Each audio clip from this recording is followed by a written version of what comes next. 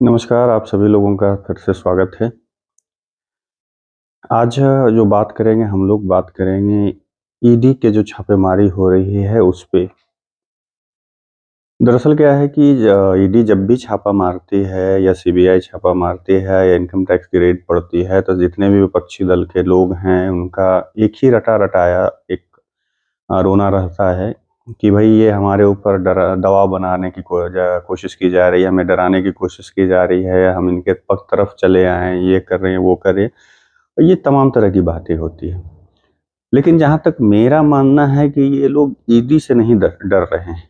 ED तो एक सिर्फ़ बहाना है। एक्चुअली अगर ईडी से जैसे सोचने वाली बात है कि अगर ईडी से ये लोग डरते, तो आप लोग सोचिए, खुद सोचिए कि हेमंत सोरेन को 10 बार समन जारी होता है ईडी से, फिर भी वो एक बार भी ईडी के सामने अब नहीं जाते हैं। अभी तक अरविंद केजरीवाल जो अपने आप को सबसे ईमानदार नेता बोलते हैं, वो अभी तक जाकर कर के नहीं अभी 5 बार उनके समन जारी किया गया उनको लेकिन वो अभी तक नहीं गए हैं। उसके पहले मान के चलिए सीबीआई, ईडी का जो भी है मनीष सिसोदिया हो गए या आपके संजय सिंह हो गए, लालू जी हो गए, कुछ दिन पहले तक 3-4 बार समन जारी हुआ था तेजस्वी जी और लालू जी को, ये लोग नहीं जा रहे थे। तो इससे साफ पता चलता है कि इन लोगों को ईडी का तो भय ही नहीं है या सीबीआई का तो भय ही नहीं है। इन लोगों को कोई इनकम टैक्स के रेट की भय ही नहीं है। ये सिर्फ़ दिखाने के लिए हो रहा है। दरअसल इनको भय जो है ये ज़्यादा है कि राम मंदिर जैसे बना उसका भय ज़्यादा है इनको, राम से ज़्यादा भय है। अभी काशी विश्वनाथ कॉरिडोर जो बना उससे ज़्यादा भय है इनको। अभी जैसे ज्ञान-वापी में अभी निर्णय आया उससे ज़्यादा इन लोगों को भय है। इसका प्रमाण है कैसे? क्योंकि अगर देखा जाए जैसे कि अभी राम मंदिर की बात करें कि कुछ दिन पहले जब राम मंदिर की प्राण प्रतिष्ठा वहाँ पे हो रही थी, उसके कल होकर करके ममता बनर्जी ने घोषणा किया कि हम कांग्रेस के साथ यहाँ पे गठबंधन नहीं करेंगे, लोकसभा चुनाव में। विधानसभा नहीं, एक होता है ना कि लोकसभा में, नहीं ये विधानसभा में नहीं, लोकसभा में बोल रहे हैं कि हम यहाँ पे गठबंधन नहीं करेंगे कांग्रेस के साथ, हम अकेले चुनाव लड़ेंगे। और सिर्फ कांग्रेस ही नहीं, किसी भी दल के साथ वो गठबंधन वहाँ नहीं करेंगे। उसके तुरंत घंटे 2 घंटे के बाद ये आपका पंजाब से वहाँ भगवंत मान कहते हैं कि आम आदमी पार्टी पंजाब में किसी के साथ कोई गठबंधन नहीं करेगी। उसके बाद उसके 1 दिन के बाद जो होता है एनसीपी अलग ज़्यादा सीट चाह रही है। उद्धव ठाकरे का जो गुट है शिवसेना वो अलग सीटें ज़्यादा सीटें चाह रही हैं। कांग्रेस वहाँ ज़्यादा सीटें चाह रही हैं। अब वहाँ से चले जाइए उत्तर प्रदेश में अखिलेश यादव कह रहे हैं कि आपको 11 सीटें देंगे जबकि कांग्रेस कह रही है कि हम 70 सीटों पे लड़ेंगे। तो इससे पता चलता है कि इनको ईडी का भय एकदम नहीं था, सीबीआई का कोई भय नहीं था, इनको इनकम टैक्स का कोई भय नहीं था, भय था राम मंदिर में जो प्रधानमंत्री जी के आह्वान पे प्राण प्रतिष्ठा के शुभ अवसर पर पूरे देश में जो दिवाली मनी, ये यहाँ तक कि क्या किसी भी ऐसे तो मैं विशेष या जातिवाद की बात नहीं करना चाहता, लेकिन फिर भी इसलिए करना क्योंकि पॉलिटिशियन के लिए वो ज़्यादा सूटेबल होता है कि जितने भी जाति के लोग थे, जो भी लोग थे, सभी स्वतः प्रधानमंत्री जी के आह्वान पर कहें या राम जी के उनके ऊपर कृपा या उनकी बुद्धि में कहें कि उनको वही वो लोग वहाँ पे प्राण प्रतिष्ठा होने में खुश हो रहे थे। और वो जो दीपक जलाना और पटाखे फोड़ना और खुशियाँ मनाना, दिवाली मनाना, पूरे देश में जो ये लोग देखे तो हतप्रभ हो गए कि भई ये तो लगता है बीजेपी यहाँ पे 300 या 400 सीट पार कर जाएगी। इसलिए उस डर के कारण ये लोग गठबंधन से अलग होना शुरू कर दिए धीरे-धीरे कि कोई बोल रहा है कि हम नहीं जाएँगे। अब यहाँ नीतीश जी ही देखिए कि उसके बाद ही अचानक से जबकि राम मंदिर के प्राण प्रतिष्ठा तक जनता दल यूनाइटेड के लोग कह रहे थे कि हमें वो निमंत्रण देने वाले कौन होते हैं? क्या वहाँ पे किसी का श्राद्ध है या इस तरह की अटपटी बातें की गई कि राम किसी के नहीं हैं। जितने भी उनके प्रवक्ता थे, नेता थे, सभी वहाँ निमंत्रण मिलने के बाद भी नीतीश जी नहीं गए। जिस दिन वहाँ पे प्राण प्रतिष्ठा हो रही थी वहाँ यहाँ वो सभी दलों के लोग वर्चुअल मीटिंग कर रहे थे या मीटिंग कर रहे थे पटना में। इससे समझ में आता है कि जब उनको उसके बाद जो रिपोर्ट मिला, उसके बाद जो चीज़ें दिखी पूरे देश में कि बीजेपी की तरफ जो ये प्रधानमंत्री मोदी बीजेपी नहीं प्रधानमंत्री मोदी के आह्वान पे पूरा देश अभी एक हो रखा है। जगह-जगह मतलब भंडारे करवाए गए, क रामायण का पाठ करवाया गया, सुंदरकांड का पाठ करवाया गया, मतलब एक-एक दिन का कोई मतलब अखंड कीर्तन कर रहा है, मतलब अलग-अलग तरीके से अपनी खुशी लोगों ने ज़ाहिर करी, कोई जुलूस निकाल रहे हैं, कोई कुछ कर रहे हैं।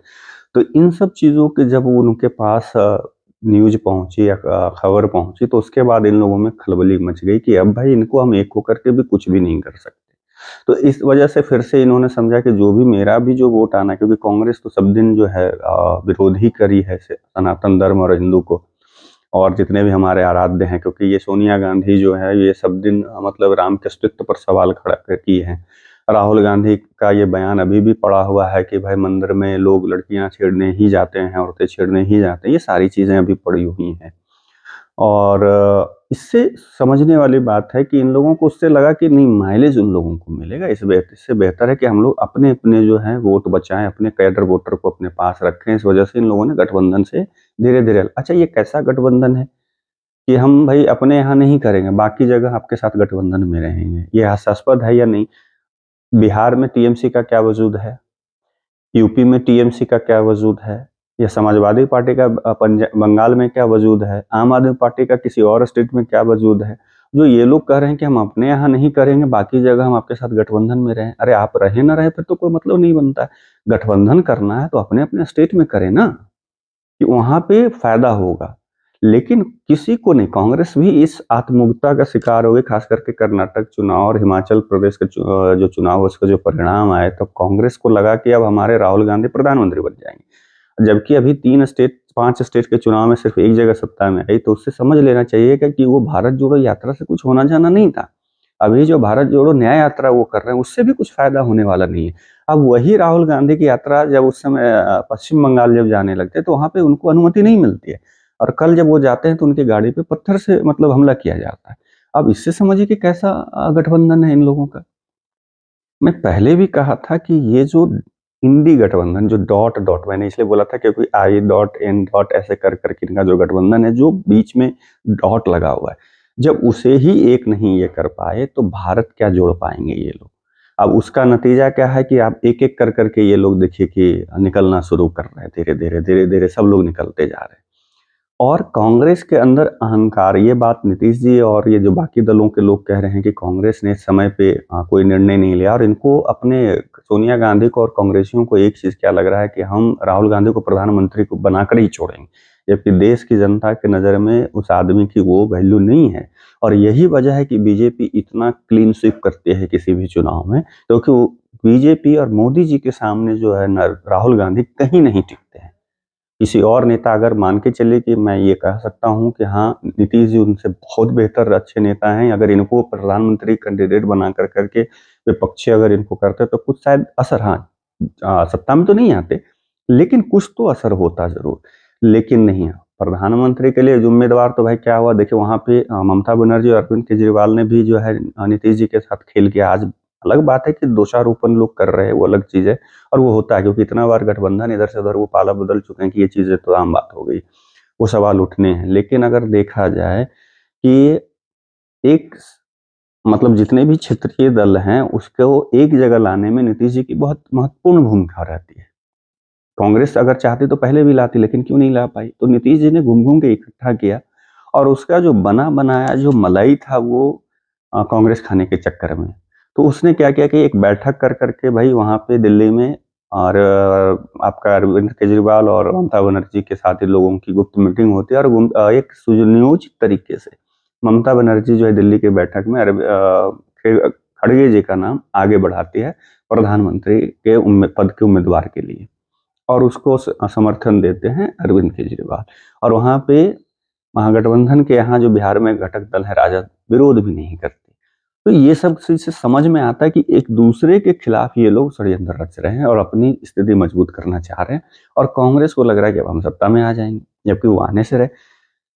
अब इससे भी इन लोगों को जो राम के अस्तित्व पर सवाल खड़े करते हैं उनको समझ में आना चाहिए कि राम के अस्तित्व पर सवाल खड़े करने के साथ आप देखिए कि आपकी स्थिति क्या होगी, कि आपका अस्तित्व ही नहीं बचा। अब 24 चुनाव में मुझे लगता है कांग्रेस 40 से भी नीचे चली जाएगी, ये मेरा आकलन है, क्योंकि ये जो राम मंदिर का पुरजोर तरीके से विरोध किया इन लोगों ने, सभी लोगों ने, और उसके बाद प्राण प्रतिष्ठा और अपने अपने जो पोषित लोग हैं, चाहे वो सनातन धर्म में कुछ लोग उनके पोषित हैं, उनको जो छोड़ा इन लोगों ने कि जा कर करके इसका विरोध जताइए किसी तरीके से, माने या तो मुहूर्त के बहाने या किसी और चीज के बहाने, तो वो बला बला जितना भी तरह का हथकंडा अपनाना था वो उसने अपनाया, लेकिन फिर भी हुआ और देश उसमें एक हो गया।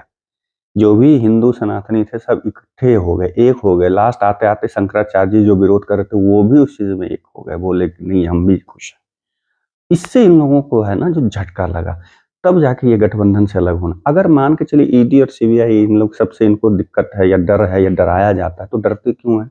क्योंकि सभी दल के नेता कहते हमारे इन नेता ईमानदार हैं, उन पे किसी तरह का कोई ये नहीं लांछन नहीं लगा सकता, सीबीआई और ईडी उसमें उन पे आ नहीं सकती, तो फिर डर किस बात के? किस बात का डर? आज इसका सबसे बड़ा प्रमाण है मनमोहन सिंह, विपक्ष में ही देख लीजिए, उनके घर आज तक सीबीआई क्यों नहीं जाती? क्योंकि वो तो विपक्ष में जबकि हैं, क्यों नहीं गए आज तक? हैं?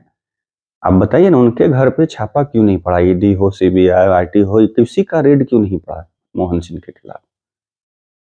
उसका कोई जवाब है इन विपक्षियों के पास? लेकिन इन लोगों ने कुछ किया है तब तो ये डरते हैं। एक तरफ आप अरविंद केजरीवाल के पुराने वीडियो निकाल करके हाँ, मोदी जी छापा मरवाओ, आकर करके तलाशी लो, इन लोगों के ऊपर जाँच करवाओ, और जब वो जाँच में चले जाते हैं तो फिर वो रोने लगते हैं कि हमें ये नहीं है, वो नहीं है, ऐसे करके फँसाया जा रहा है, ये किया जा रहा है। ठीक है, फँसा दिया गया, मान लेते हैं। तो अदालत से बरी हो जाना चाहिए। अदालत से आज तक ना भाई सत्येंद्र जैन आपके बरी हुए हैं, ना आपका संजय सिंह को बेल मिला है, ना मनीष सिसोदिया को बेल मिला है। क्यों नहीं मिल रहा है? अगर इतने ही स्वच्छ छवि के हैं, उनके पास कोई उनके खिलाफ कोई सबूत नहीं, आधार नहीं है, केंद्र सरकार फंसा रही है या बीजेपी फंसा रही है, तो सबूत दे कर करके उनको बेल पर आ जाना चाहिए, बाहर हो जाना चाहिए। अभी तक तो छूट जाना चाहिए था, क्यों नहीं छूट रहे?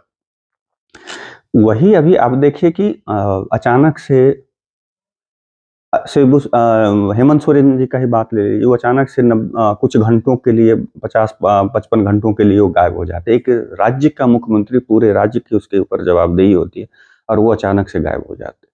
क्यों भाई? किस बात का डर था? अब वो बाद में आकर के बोलते हैं कि हम दिल्ली गए हुए थे बिना किसी को सूचना दिए हुए, अपने वहाँ पे एक रेंट पे आवास ले रखे थे झारखंड सरकार के लिए, वहाँ हम थे।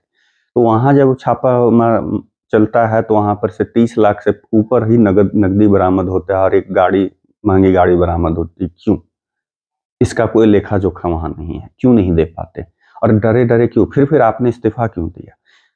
इवन कि यहाँ तक इस्तीफ़ा देने के बाद फिर उनके देखिए दूसरे उनकी अपनी बीवी को मुख्यमंत्री बनाना चाह रहे थे, बिहार की कहानी को दोहराना चाह रहे थे कि लालू यादव के ऊपर जब आरोप लगे थे, तो यहाँ राबड़ी देवी बनी थी। लेकिन उनके ही दल के नेताओं ने उनका विरोध कर दिया, तो फिर किसी और को चुनना पड़ा। तो ये तो इन लोग का ये मामला है ना कि ईडी वगैरह से ये लोग डर रहे हैं या नहीं, और ईडी जो कर रही है तो ठीक कर रही है।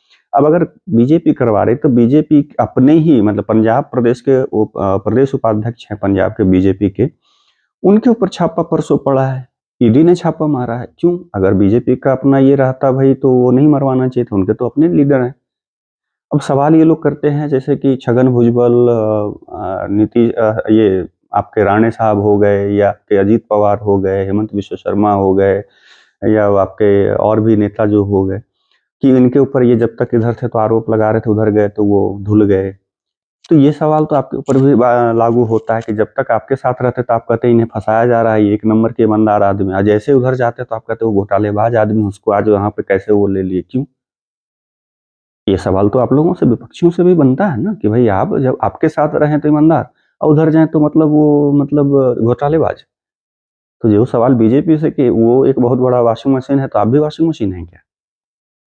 नीतीश जी कल तक बहुत अच्छे आदमी थे, अब थके हुए, बूढ़े और क्या-क्या, जैसे बीजेपी कल तक उनको क्या-क्या नहीं कही कि उनके बयान से अपने आप को शर्मिंदा महसूस कर रही थी और आज बीजेपी उनका गुणगान करे तो आप लोग आज विरोध कर रहे हैं। तो ये लोग तो आप लोगों का तो ये एक शगल बन गया है, एक आदत सी हो गई है और जनता इससे भली-भाँति परिचित हो गई है।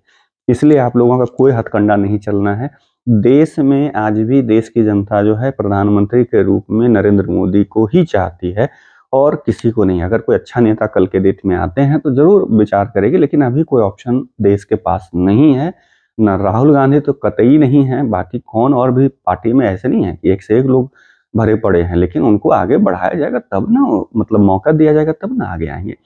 एक बात और जो है बहुत ही ये सोचने वाली बात है कि जितने भी नेता जो बीजेपी के साथ आते हैं या जो भी दल के लोग आते हैं, उनका पहले का बयान देख लीजिए, बीजेपी के साथ गठबंधन में आने के बाद बयान उनका देख लीजिए। जीतन राम मांझी, राम के अस्तित्व पर सवाल खड़े कर रहे थे। आज उनका जब से वो एनडीए में आए तब से एक भी वो नहीं करते, उल्टा और राम नाम जप रहे, मंदिर घूम रहे। क्यों? आखिर ऐसा क्या होता है?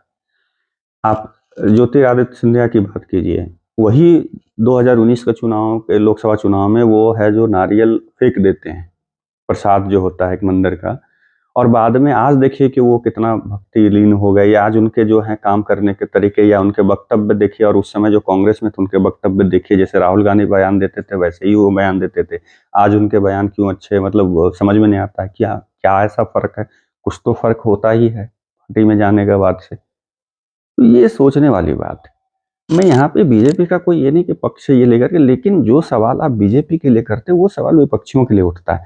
तो ये कोई नहीं है कि हाँ इन लोग जो कह रहे हैं कि ये ईडी और सीबीआई से दबाव बनाया जा रहा है या उससे इन लोग को डराया जा रहा है। आप लोग डर क्यों रहे हैं? डरिए मत, खुलेआम एकदम कहिए कि हाँ मेरे ऊपर जांच बिठाए, जैसे नीतीश जी भी बोलते हैं। अभी तक तो नहीं बैठा, भले अपने मन से कह दीजिए सृजन घोटाला फलाना और कौन कौन का गृह कांड और क्या क्या, लेकिन अभी तक एक भी चार्जशीट नीतीश कुमार जी के खिलाफ नहीं हुआ है। और आप ये सोच लीजिए कि आरोप तय होना तो अलग बात है, लालू जी के ऊपर तो आरोप तय भी हो चुका है, लेकिन इनके ऊपर तो नहीं हुआ। और अब जो है हेमंत सोरेन के खिलाफ जो है प्रमाण मिल चुके हैं, उसके भी चीजें सब सामने निकल करके आ गई। तो ऐसे ही थोड़ी मतलब ये जाकर के कोई छापे मारे, अगर वो भी बात ले लेते हैं कि हाँ परेशान किया जा रहा है ये पर, तो याद कीजिए यही नरेंद्र मोदी को 2002 से लेकर करके 2014 तक कितना परेशान किया गया। तो कहिएगा कि बदले की राजनीति नहीं, सत्ता में जो लोग रहते हैं वो तो करेंगे। आपने किया, आप लोग जाकर के क्या नहीं किया? उनका वीजा रुकवाया, पर क्या नहीं करवाया था?